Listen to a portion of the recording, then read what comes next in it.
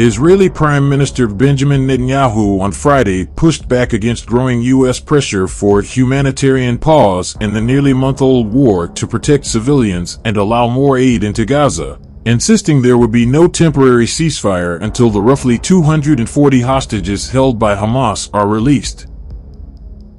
U.S. Secretary of State Antony Blinken made his third trip to Israel since the war began, reiterating American support for Israel's campaign to crush Hamas after its brutal October 7th attack in Israel. He also echoed President Joe Biden's calls for a brief halt in the fighting to address the worsening humanitarian crisis. Alarm has grown over spiraling Palestinian deaths and deepening misery for civilians from weeks of Israeli bombardment and a widening ground assault that risks even greater casualties. Overwhelmed hospitals say they are nearing collapse, with medicine and fuel running low under the Israeli siege. About 1.5 million people in Gaza, or 70% of the population, have fled their homes, the United Nations said Friday. Palestinians are increasingly desperate for the most basic supplies. The average Gaza resident is now surviving on 2 pieces of bread per day, much of it made from stockpiled UN flour, said Thomas White, Gaza director for the UN Agency for Palestinian Refugees.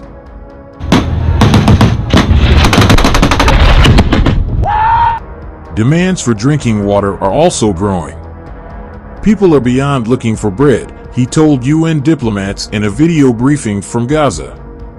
It's looking for water. After talks with Netanyahu, Blinken said a temporary halt was needed to boost aid deliveries and help win the release of the hostages Hamas took during its brutal incursion. But Netanyahu said he told Blinken that Israel was going with full steam ahead unless hostages are released. U.S. officials initially said they were not seeking a ceasefire, but rather short pauses in specific areas to allow aid deliveries or other humanitarian activity, after which Israeli operations would resume. Netanyahu has not publicly addressed the idea and has instead repeatedly ruled out a ceasefire. On Friday, however, a senior U.S. administration official said policymakers believe a fairly significant pause in fighting will be needed to allow for releases. The idea is modeled on a smaller-scale pause that allowed the freeing of 2 American hostages from Hamas captivity in October. The official, speaking on condition of anonymity to discuss the matter, said that release was a test pilot for how a broader deal could be struck, and said negotiations on a larger package of hostages are ongoing. The official emphasized it would require a significant pause in fighting to ensure their safety to the Gaza border. Israeli troops tightened their encirclement of Gaza City amid continued battles with Hamas militants as airstrikes wreaked havoc around the city, the largest in the tiny Mediterranean territory. Al Jazeera TV reported that a strike late Friday hit a school in Gaza City where many were taking refuge, causing casualties. Strikes hit near the entrances of 3 hospitals in northern Gaza just as staff were trying to evacuate wounded to the south, hospital directors said. Footage showed the aftermath outside Gaza's largest hospital, Shifa, where more than a dozen bloodied bodies were strewn next to damaged cars and ambulances.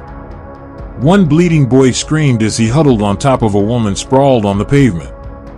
Friday's strike outside Shifa Hospital came after Israel said Hamas has a command center there, a claim that could not be independently verified and that Hamas and hospital officials deny.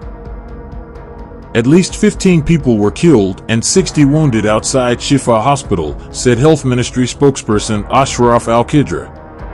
At least 50 others were killed or wounded in a strike outside Gaza's Indonesian hospital, its director said, without providing more precise figures. The Israeli military said its aircraft hit an ambulance Friday that Hamas fighters were using to carry weapons. The claim could not be independently verified. It was not clear whether the strike was connected to the one by Shifa Hospital. The military said it took place near a battle zone, suggesting it was close to ongoing ground battles. Al-Qidra said a convoy of ambulances left Shifa carrying wounded people to Rafah when a strike hit a vehicle on the edges of Gaza City.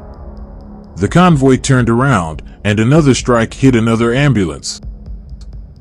He denied that any of the ambulances were used by Hamas fighters. Throughout the war, Israel and Hezbollah have traded fire almost daily along the Lebanon border, raising fears of a new front opening there.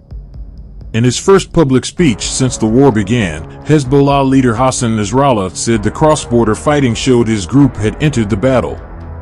He suggested escalation was possible. "We will not be limited to this." But he gave little sign that Hezbollah would fully engage in the fighting. So far, Hezbollah has taken calculated steps to show backing.